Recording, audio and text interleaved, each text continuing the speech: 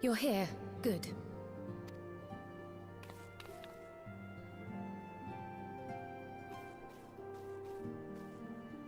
So, how are they? Still locked in slumber, but otherwise in good physical health. For the present, at least. For the present? Oh no, is something wrong with them? I'm afraid there may be.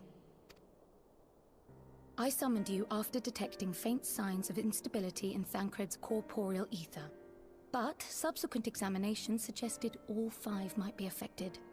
And when I examined them just now, my fears were confirmed. Tellingly, the degree of instability varies between them. Thancred exhibits the most notable signs, followed by Y'shtola and Urianger. The twins' ether, meanwhile, remains relatively stable, but there is a change there too if one knows to look for it. Hold on. Isn't that the order they were called away in? Indeed.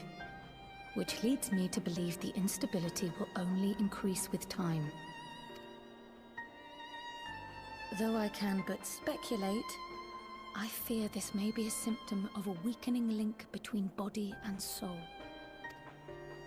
By the gods! What happens if the link is broken? I cannot say for certain. This is all unknown territory to us. Yet whatever happens, it cannot be good.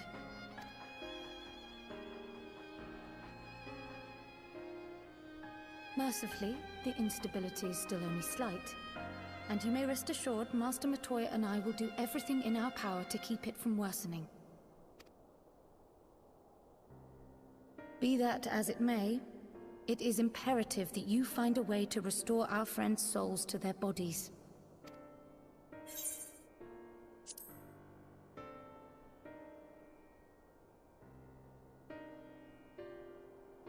Thank you.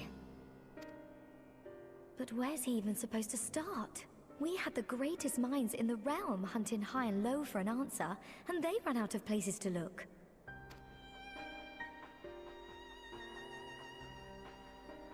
You stated in your report that the Exarch had originally intended to reverse the summoning process by means of his own death, correct?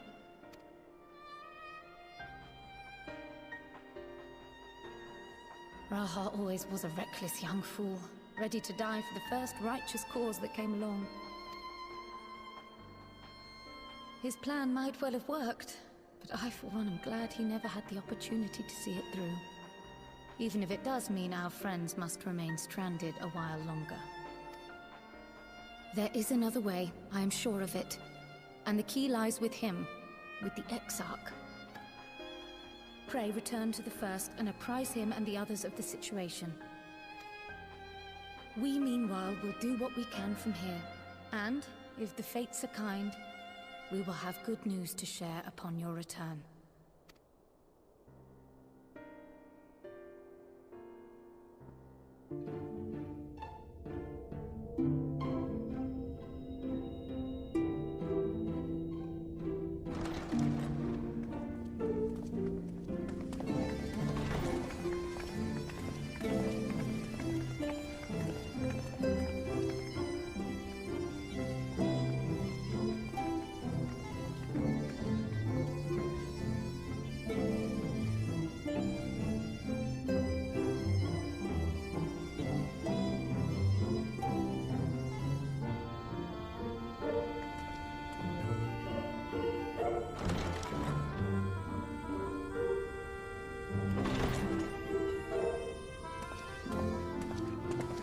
Pray excuse my late arrival.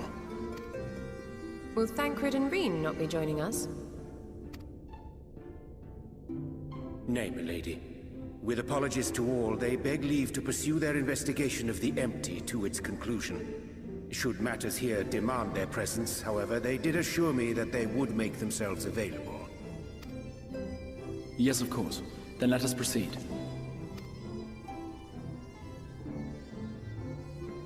I think it best that you begin by providing a summary of Mistress Kryle's findings.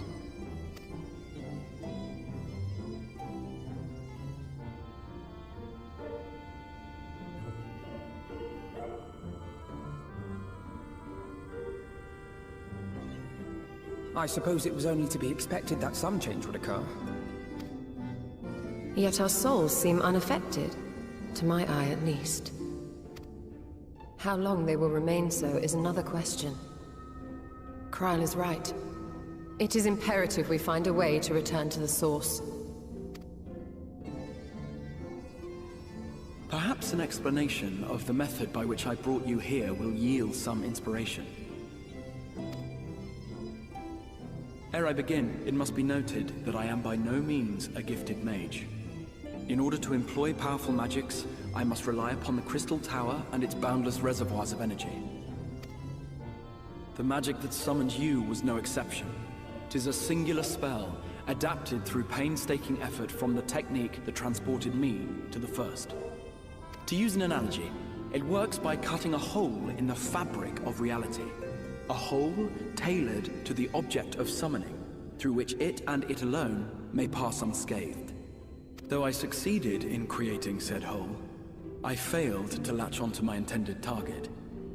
Instead of you, the spell found those close to you, and ended up summoning them in their incomplete state.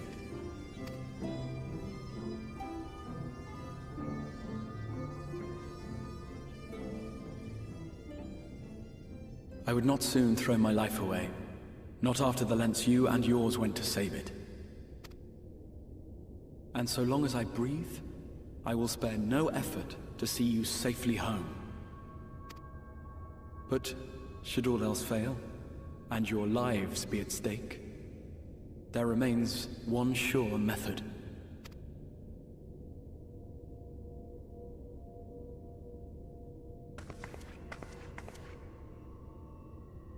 Oh!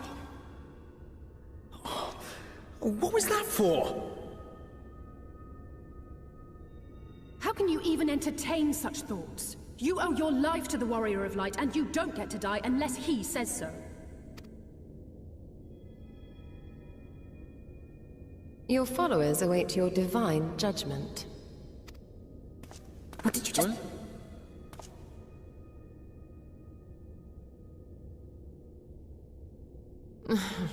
If the two of you have finished, perhaps we could return to our discussion? Rather than dwelling upon the multiple failed attempts at transference, I think it would behoove us to focus on the solitary success.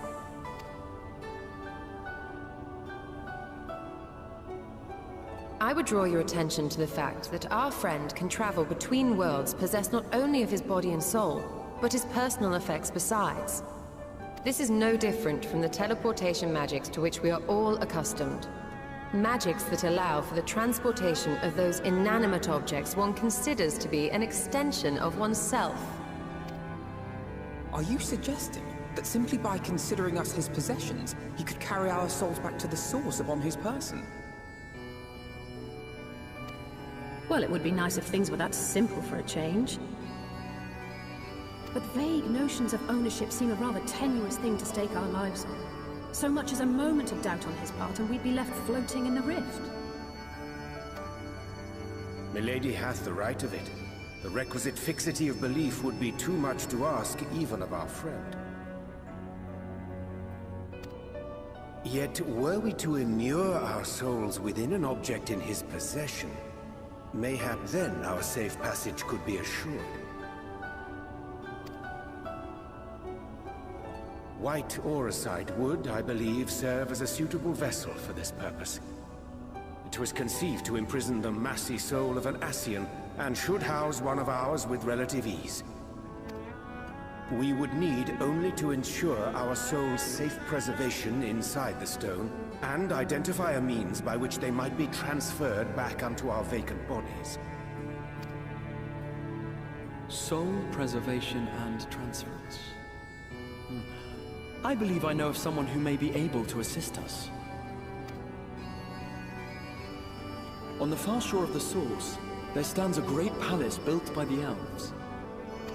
It was forsaken in the wake of the flood, but a certain Numo chose to make their home there soon after.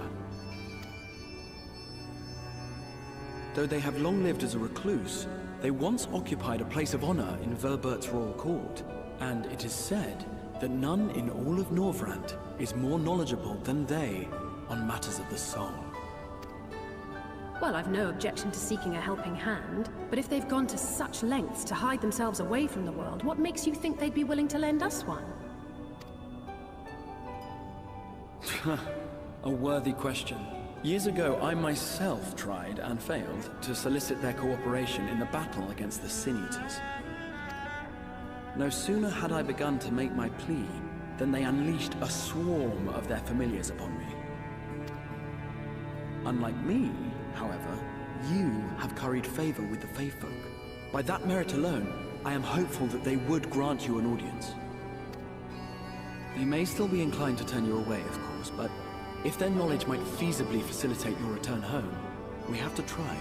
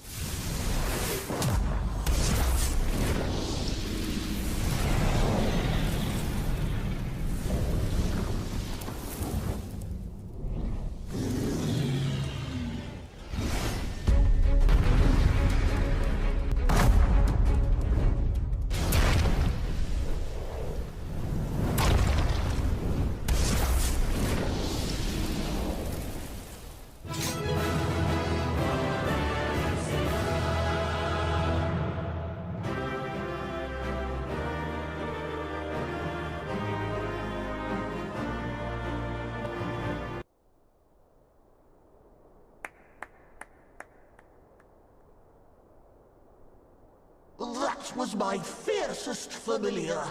Oh, impressive.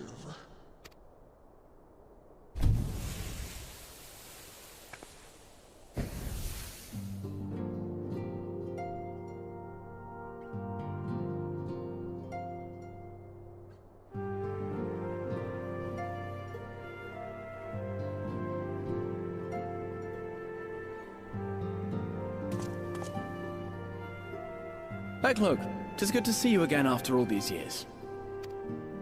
And judging by your vigorous greeting, I dare say the feeling is mutual. To be sure, a simple shake of the hand would have sufficed by way of welcome, but I shan't complain. But you must be wondering as to the purpose of our visit. We come to beg your assistance in a most urgent matter. Shake? Beg? Our comrades' very souls are in danger. If we are to save them, we will need the benefit of your unsurpassed knowledge on the matter. Please, will you not sit and hear our plea? Oh, how dare you! How dare you speak thus in my presence! It was to escape such words of temptation that I hid myself from the world of men. You are sinners, one and all, and I swore never again to have any part in your affairs. I can only imagine what terrible events forced you into a life of seclusion. But I know that the Numo are a good and noble folk. It is not in your nature to turn a blind eye to the plight of those around you. And in treating with us, I am certain whatever mistrust you feel for man will begin to heal.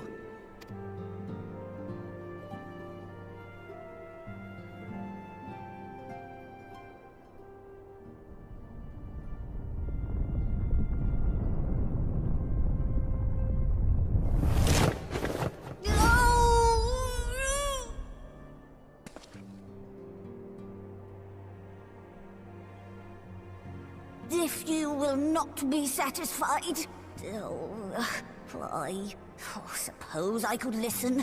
After all, there's no harm in just... No, I mustn't. Not again. That damn court mage seemed to have the best of intentions too, and countless innocents died for my naivety. Oh, you know not what you ask of me. What horrors my knowledge has wrought.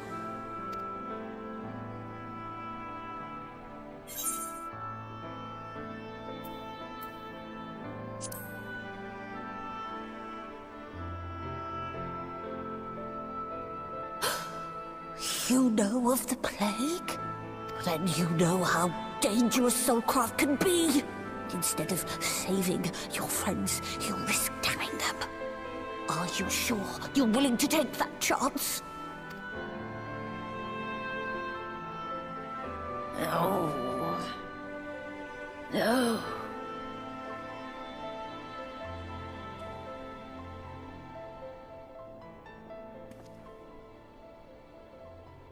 Oh, very well. I will hear your petition, but that is all. And I expect fitting payment for my troubles. Commensurate with your contribution to our cause. No more and no less, I promise you. With that settled, might I impose upon you to join us at the Crystarium? I'm afraid the nature of my friend's predicament calls for absolute secrecy.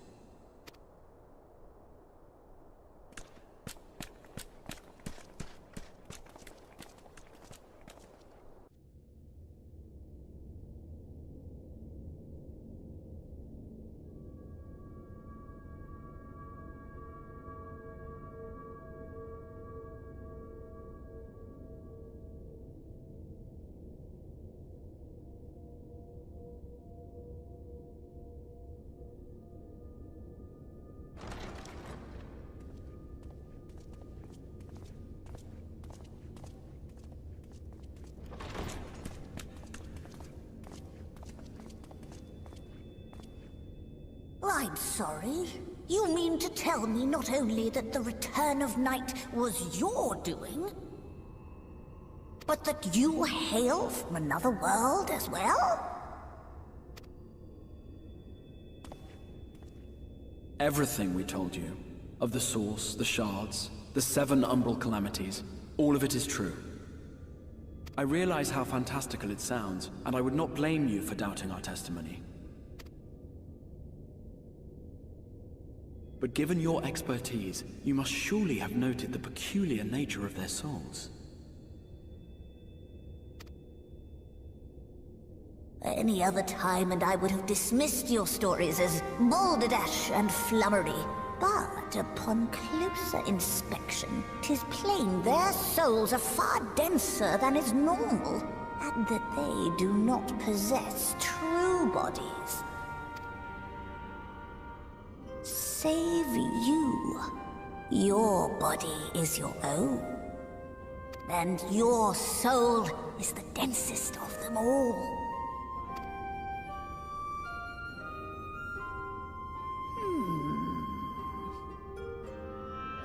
As I said before, were it not for their heroism, the skies over Norvrant would still be awash with light, the realm yet at the mercy of Vorthri and the Sin Eaters.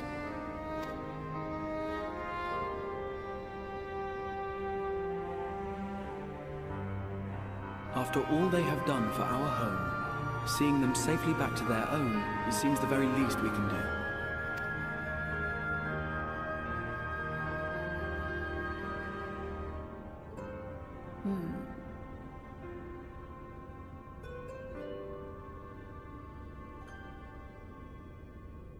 Your tale is intriguing. Yes, very intriguing indeed. Simply to hear it is fitting payment in itself. As for your friends, I can but agree. Their valorous deeds on behalf of Norvrant are deserving of recognition, of their own fitting payment. You will help us then? I will. I would see my knowledge put to good use for a change. I do have one condition, however. I am not the spry young Numo I once was. As such, I will require assistance in my fieldwork and testing. It would be our pleasure. We'll be laboring for our own benefit after all.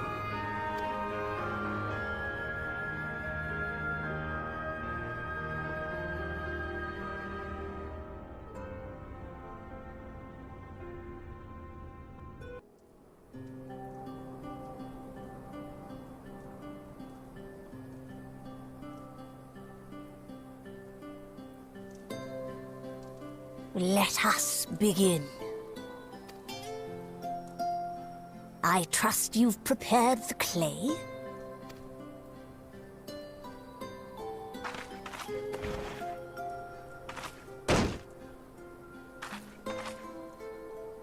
Very good.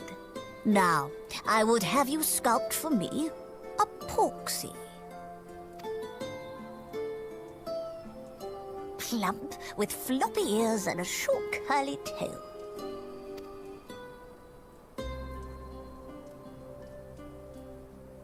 A porksy. I think I know what you mean.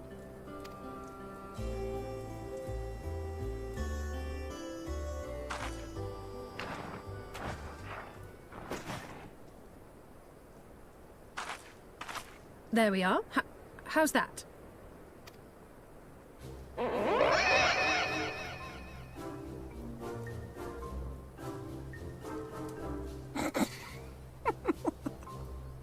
Well, it is certainly creative. There's no denying that.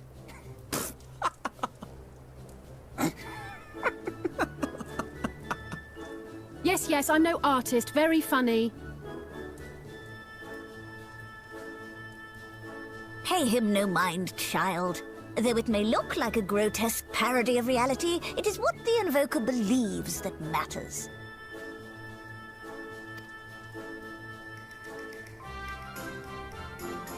You're not helping. But I speak the truth. If successful, this incantation will turn imagination into reality. Which is why the only thing of import is what you believe this figure embodies. You must focus. Hold the Porksy's image steady in your mind's eye.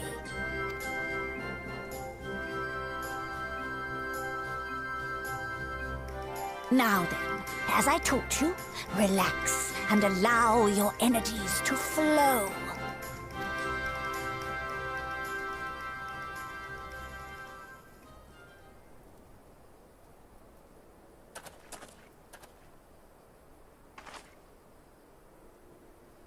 With flesh of clay I bid thee rise, on wings of dreams to touch the skies.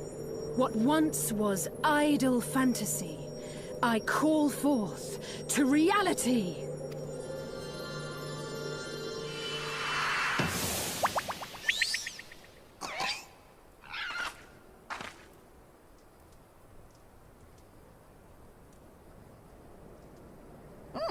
Not bad for a first attempt. Now, let us see what can be done for young Halric.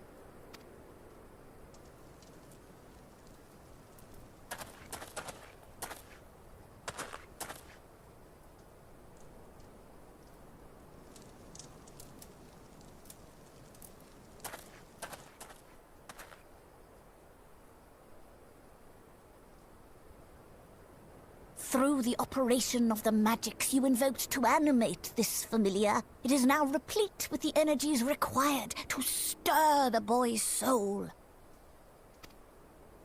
You need but give it a name, and it will do as your heart desires.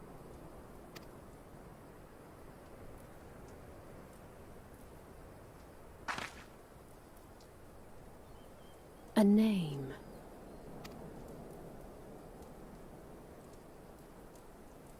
All right, I've decided. Now.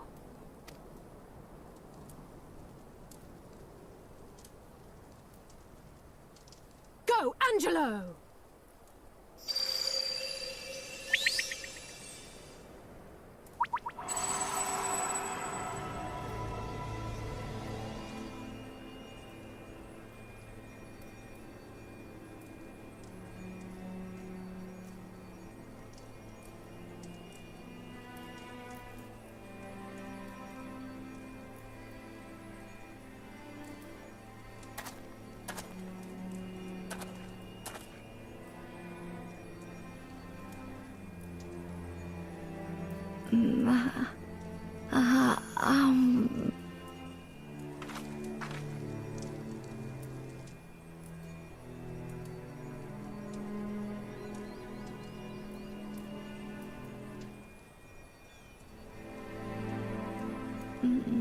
Mother,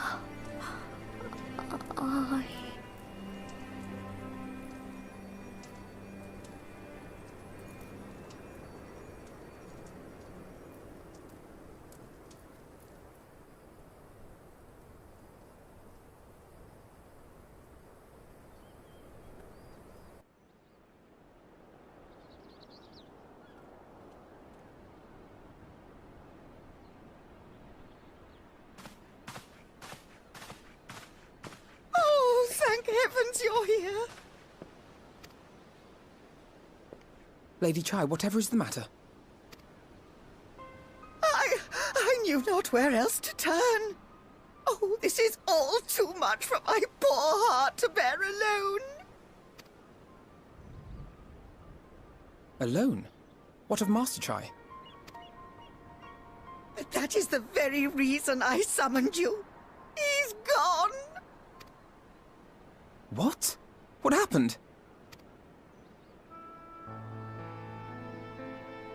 It all began after the events at Mount Gulg. With Lord Vorthry out of the way, we all agreed that a new leader must be chosen. And so you held an election? Yes, well, sort of. Not a single person volunteered to stand, you see. After a lifetime of leisure, we free citizens have grown somewhat indolent. Readapting to the harsh realities of life is trying enough, but to take charge of a broken city as well. No one wanted such responsibility.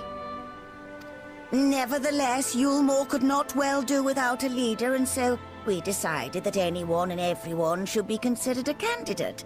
And after we cast our ballots and tallied the votes, the mayorship fell upon my dear husband. Well, given the manner in which he orchestrated the construction of the giant Talos, none could deny his leadership qualities. But even before then, he had proven himself at Daedalus Stoneworks, don't forget. He is more than qualified for the role. The perfect choice. Indeed. I told him as much when his victory was first announced. But perhaps I was too forceful in my attempt to encourage him. For shortly after that, he vanished without a word.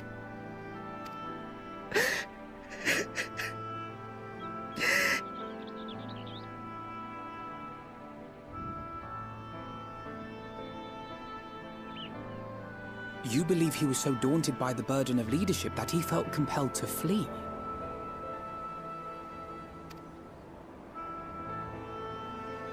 Please, Lady Chai, dry your eyes. Your husband does not strike me as the sort of man who would abandon his duty, much less his beloved wife. There has to be some other reason for his absence. You truly think so?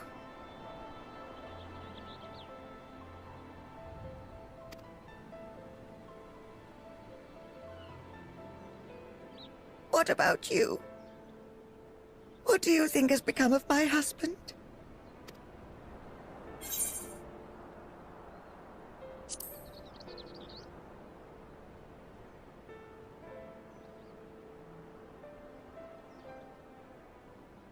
And there you have it, Lady Chai.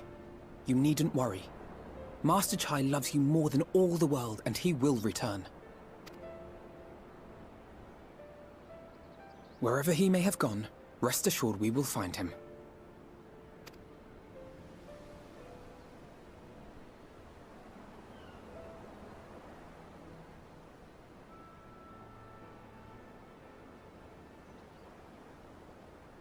Thank you, my dear boy. You have set my mind at ease. I will trust in my husband and await his return.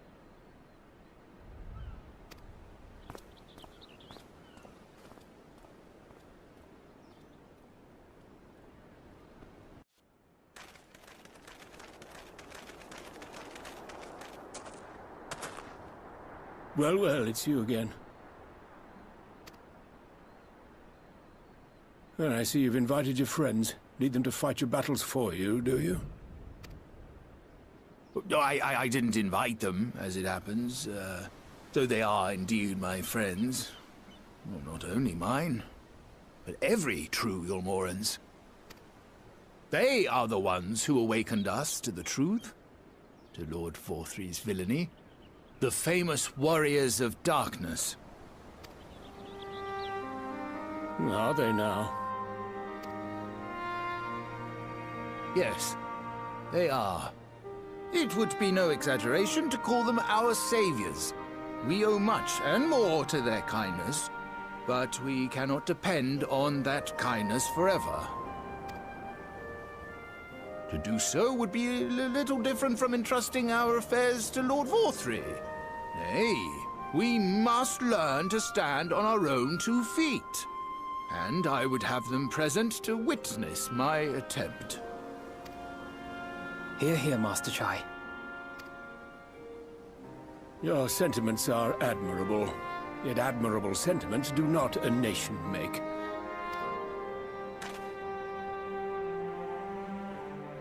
In my capacity as advisor, I once strove to build a better Yulmore.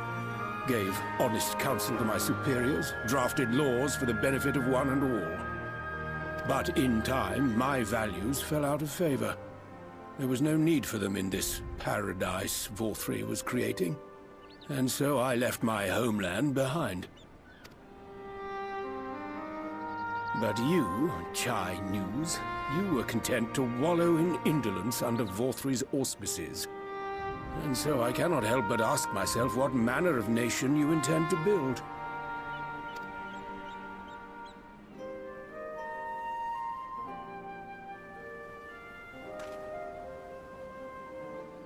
I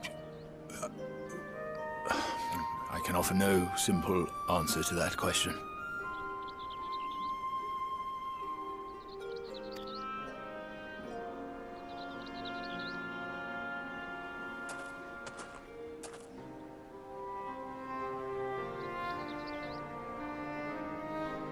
But this much I will say.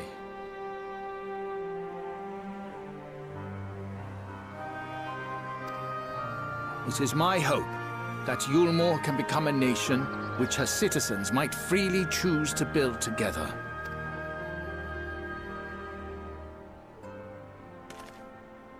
A great many people, myself included, flocked to Yulmore seeking sanctuary.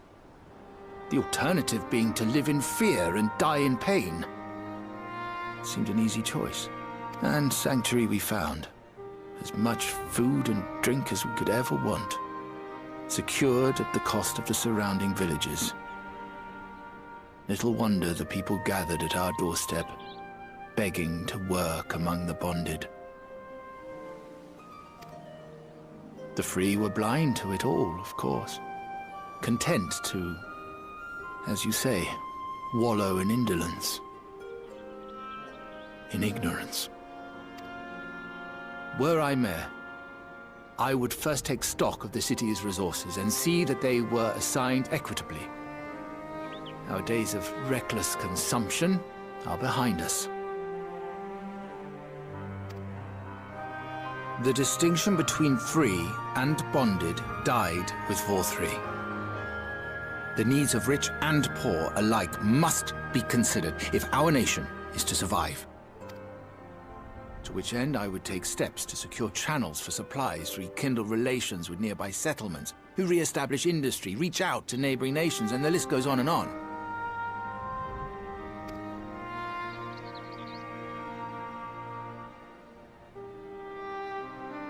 But I am no ruler, nor even a politician. I am an entrepreneur. My expertise lie in planning and profit. I haven't the knowledge or experience to run a nation. Please, Rendon, will you not help me? Together, we could solve the city's problems. Build a Yulmore for the people.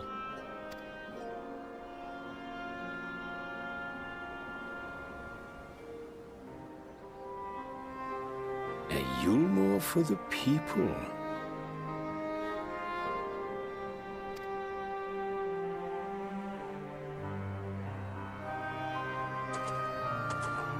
I rather like the sound of that.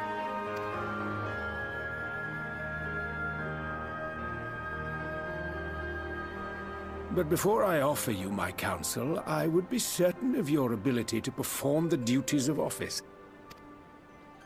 You would? You ask me to help you solve Yulmore's problems, but first I would see you solve one on your own. Accomplish that, and you will prove both to me and the people that you are a man worth following.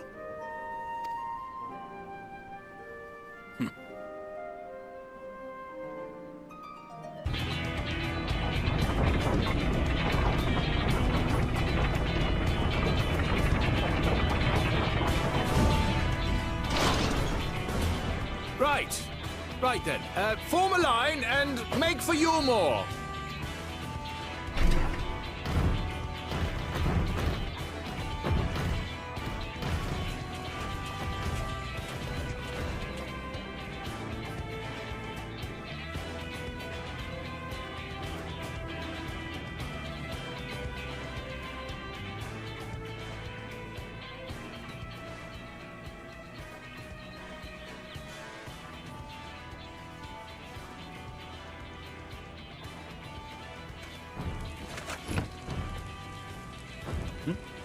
What's that noise?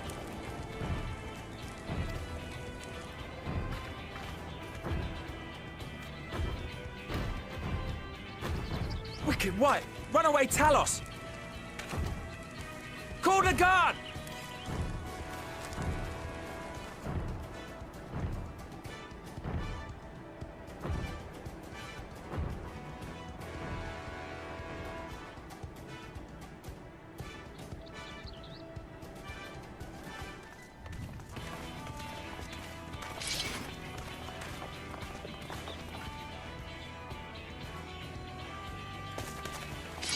Stay back! All of you!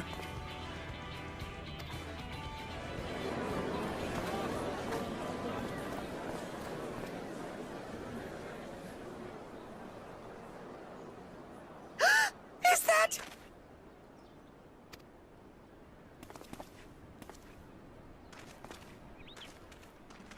Darling, you're back.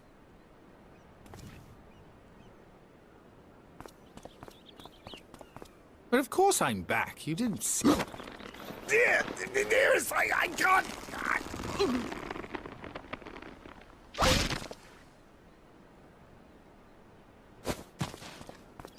Oh!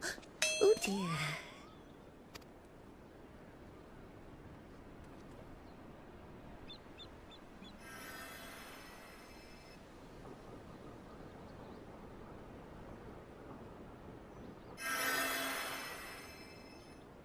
Oh, thank you. I'm sorry, my darling. It's just the sight of you filled me with such joy, I couldn't help myself. Oh, no, it's all right, dear. I should have just come out and said what it was I was intending, instead of entrusting the task to a hastily scribbled letter. Does that mean you'll do it? Well, I'm here, aren't I? I mean, not that my absence signified any unwillingness, you understand? Oh, no, naught could be further from the truth. I only left to enlist the aid of the former mayor's senior advisor. And now that I have it, I believe I am ready to take office. Oh, how wonderful!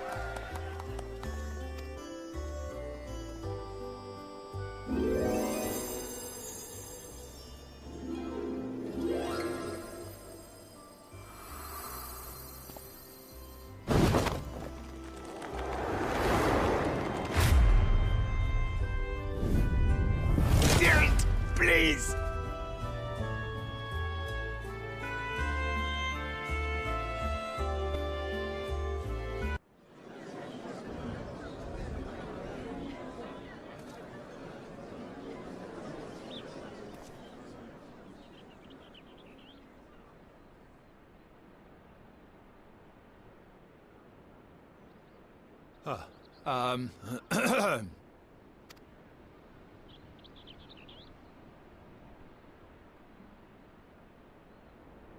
Go on, dear.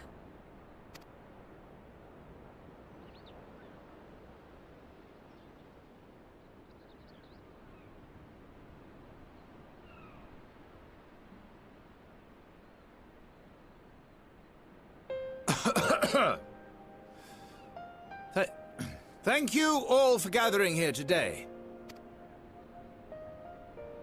But before going any further, could I ask the free citizens of Yulmore to look around?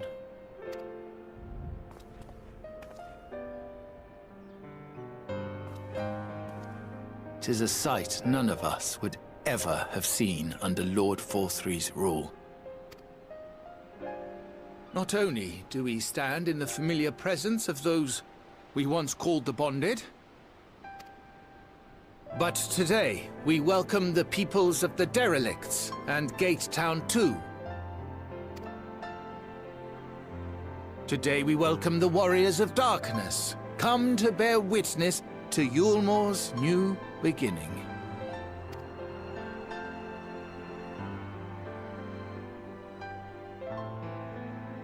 As you know, an election was recently held, at the end of which I had the honor of being chosen to succeed Lord Forthry.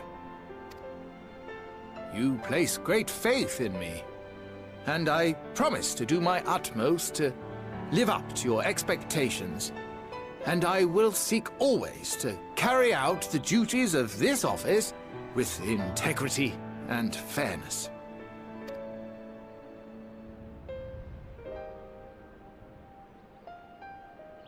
Always, I say, but not forever. Let it be known that I do not intend to hold this post indefinitely. I consider myself but an acting mayor, who will serve only for the interim, while Yulmore is reshaped according to a new set of values.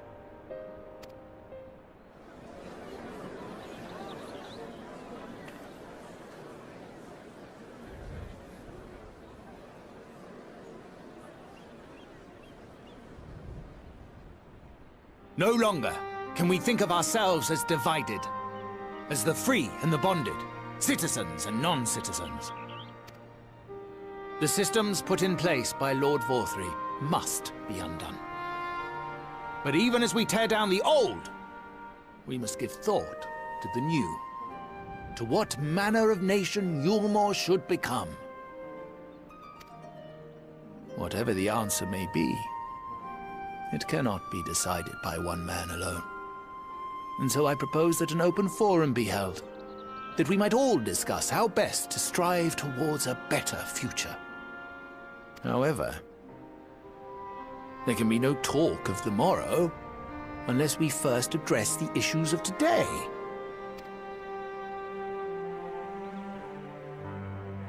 Securing new sources of food, rebuilding relations with our neighbors, re-establishing industry. There is much and more that needs to be done.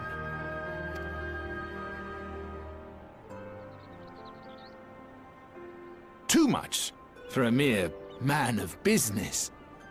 And so I pledge instead to do everything in my power to ensure our city's security and stability while we all work together to see these problems solved. The road before us will not be easy, and I know full well how daunting the prospect of honest labor may seem to some of you. But we must accept the reality of our circumstances. We must move forward. This much we owe to ourselves and to the brave heroes who risked their lives to bring back the night. Once we have shored up our city's foundations and regained some semblance of normality, let us reconvene to speak of the future. Until then, I humbly ask that you lend me and each other your strength. For Yulmore!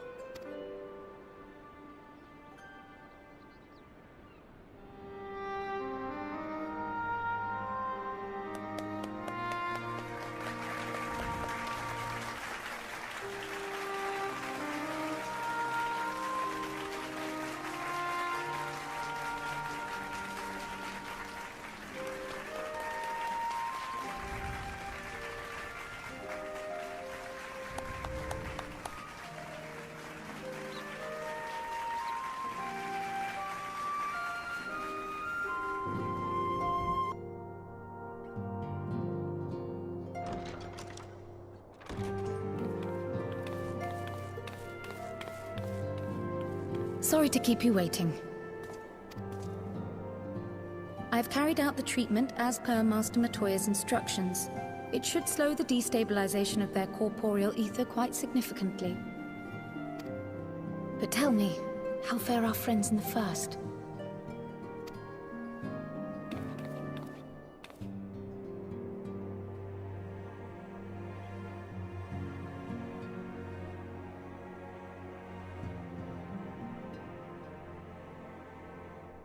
So this Becklug's the first to lead an authority on soulcraft, are they? Sounds promising. And Urianger's proffered solution of white auracite is rather ingenious now that I think of it. Well, while they press on with their preparations, you may rest assured we will continue to do our part here.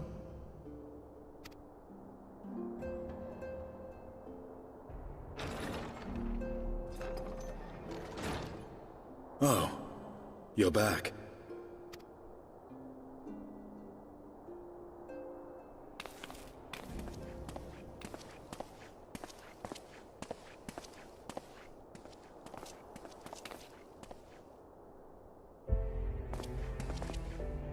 And none the worse for wear, I see.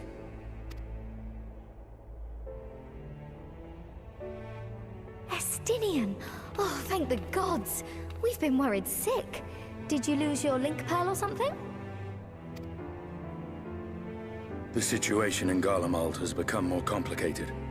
I was making my escape from the capital when I ran into one of yours, Riol. He thought it best we come straight here. More complicated how?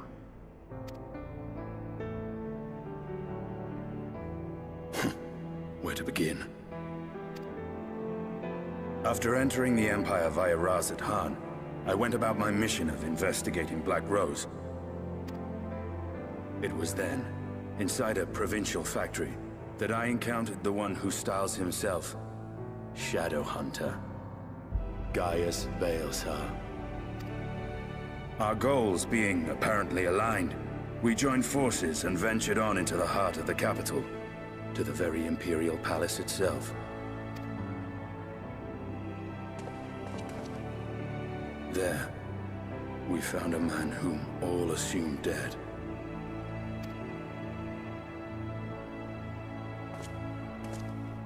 But his soul lives on, and he has wrested back his flesh. Xenos Ye Galvas.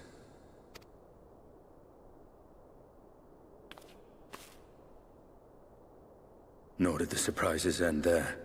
For no sooner had we arrived than he murdered his sire in cold blood. The Emperor is dead. This sent Gaius into a rage, and he charged in, blade drawn.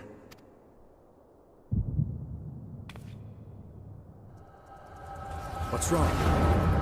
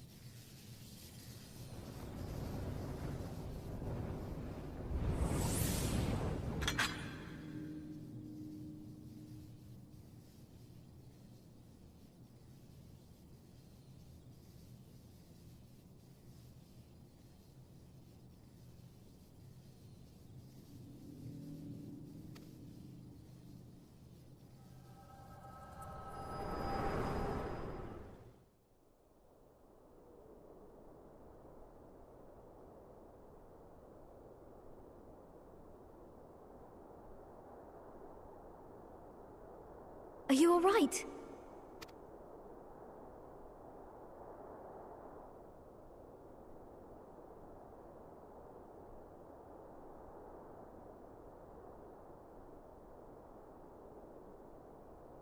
Peer into my past, did you?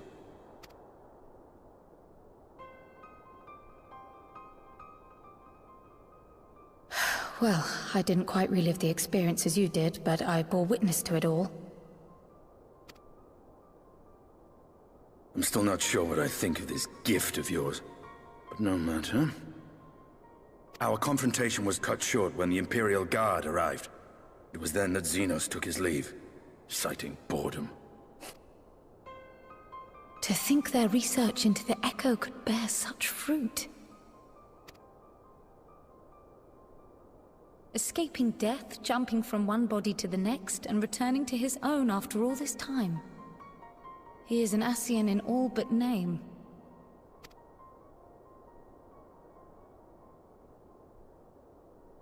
It beggars belief, aye. But no more than a hero traversing the rift between worlds.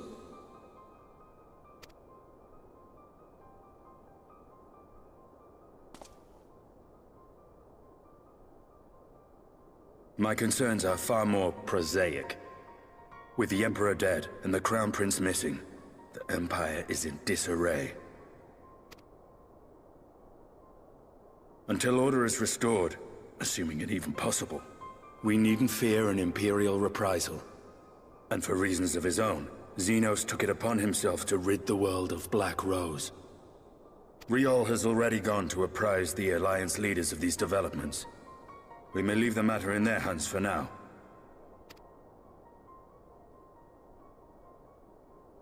Then perhaps we have seen the last of the fighting at Gimlet. Though, if it comes to civil war, I cannot help but fear for the provinces.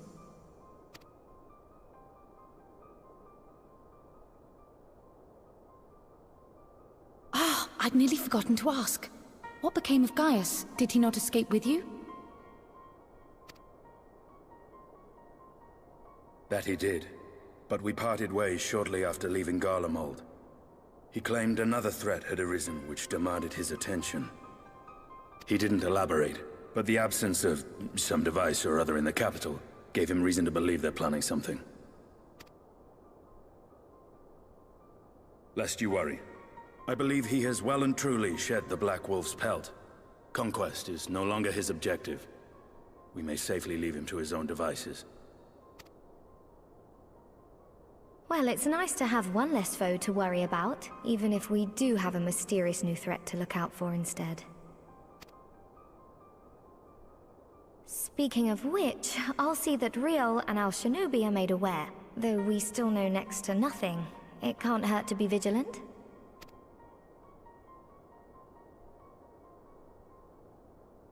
Well then, with Black Rose nipped in the bud, I believe I've fulfilled my part of the bargain.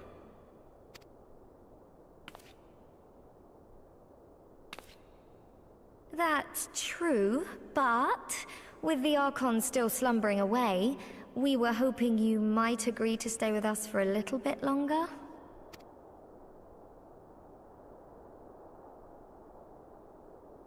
Sorry, but I'm not inclined to extend my contract. Gaius isn't the only one with business to attend to.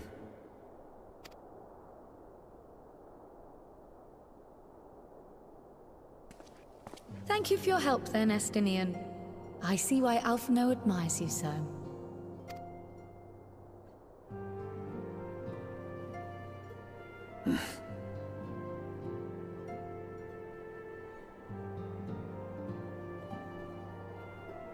Farewell, my friend. See that you don't make a habit of dozing off in battle.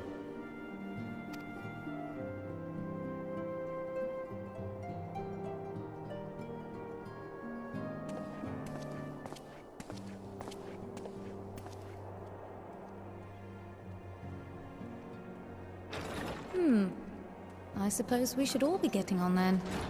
As ever, we will see to the Archon's needs. In the meantime, why not get some rest? You've more than earned it. Go on.